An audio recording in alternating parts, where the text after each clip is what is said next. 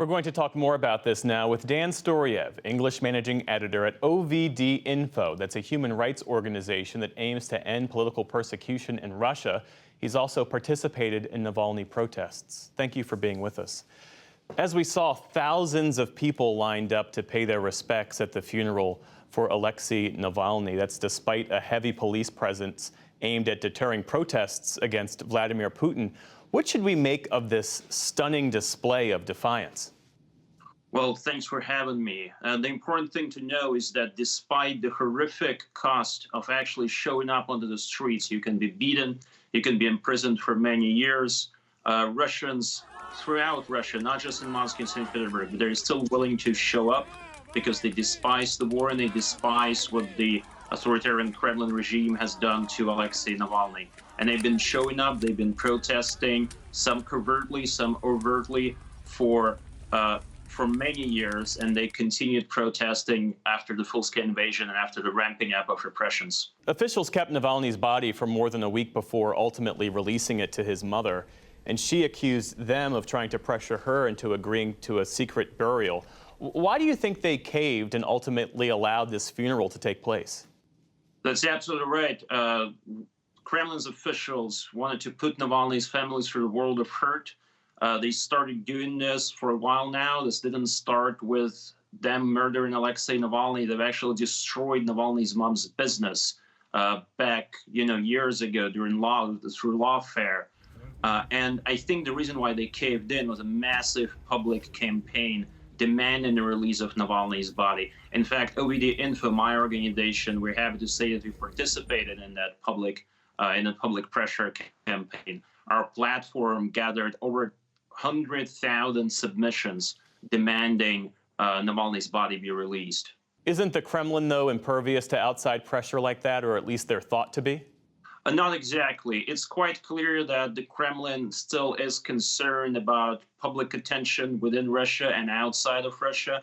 And that's why it's important that Western viewers and Western media in general, that you keep your eyes peeled on what's going on in Russia, what's going on in the Kremlin, and especially what's going on with political prisoners, of whom there are over 1,000 throughout Russia right now. It's important that we keep attention on them. Alexei Navalny was buried to the soundtrack of his favorite movie, which was Terminator 2. What's the significance there? Well, Navalny, I think his significance, his symbolic significance, and the meaning of his campaign in Russia, he wanted to give hope to ordinary Russians.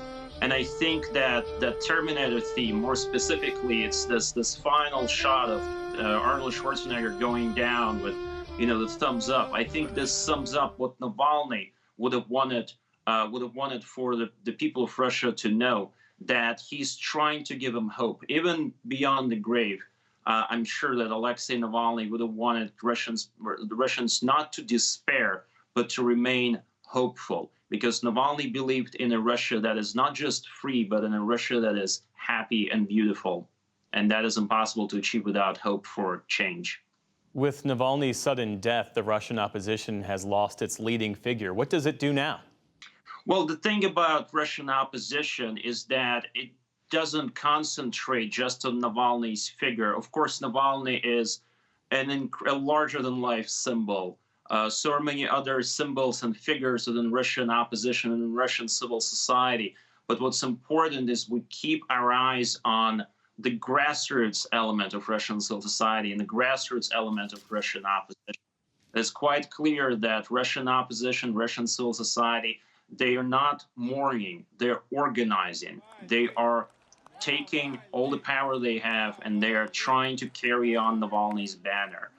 So the important thing right now is to support them, especially for those of you in the West who are wondering, how can I help Russian civil society and Russian resistance? Well, how you can help is by pressuring your representatives, pressuring your politicians into providing shelter and platform to Russian dissidents, to Russian civil society representatives who have to flee abroad, or even to those who are within Russia, so that any sort of conversation that Western leaders have with Russian leaders, the fate of Russian political prisoners is front and center. Dan Storyev is with the human rights organization OVD-Info. Thank you for your time this evening. Thank you very much for having me.